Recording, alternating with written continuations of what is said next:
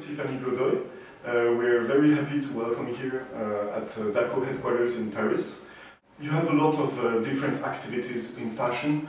So for those who don't know you yet, could you introduce them a little bit? Sure. I'm Tiffany Godoy and I specialize in content initiatives and creation. I worked in fashion and specifically in the editorial field for about 20 years. I spend most of my time in Tokyo, but I also live in Paris and spend time in Los Angeles. So this triangle represents luxury, tradition, and innovation, and that's what I bring to all of my clients.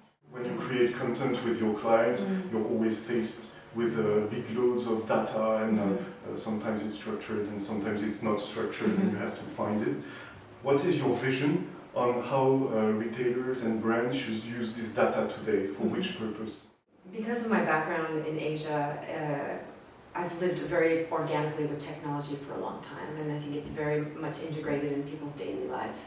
So I think that technology and data now more than ever is a way to streamline cost, time, efficiency, and creativity.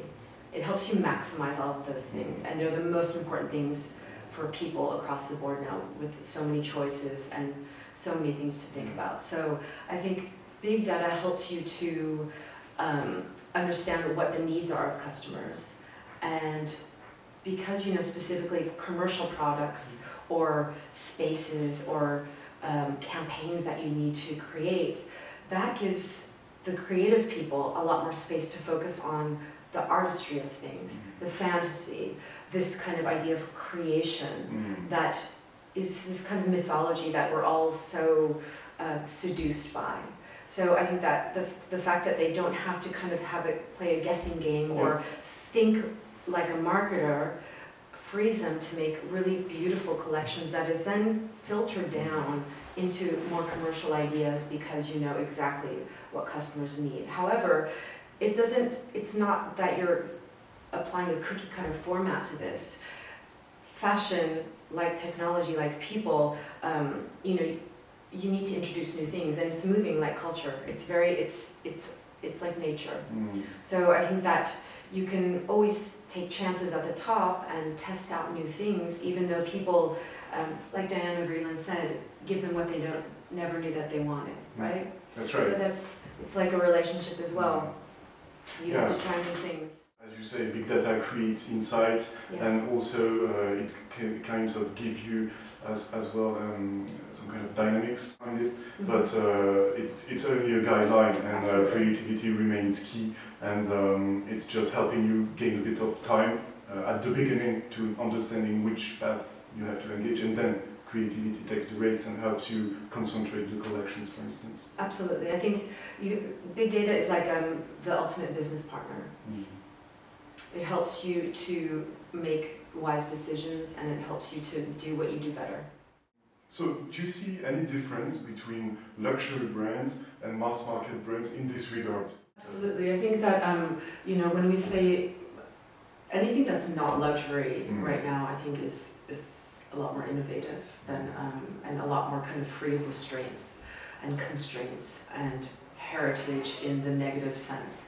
So that means we have a lot of digital native brands that are very niche, that are known, that are providing specific services or specific specialties to the market. And I think that they are basing a lot of product development on the information that they get from clients and from data, from interactions, whether that's on social media, whether it's a direct question or whether it's like looking at the numbers of purchases. So I think their creativity and their branding is super concrete in terms that like they're really serving a need.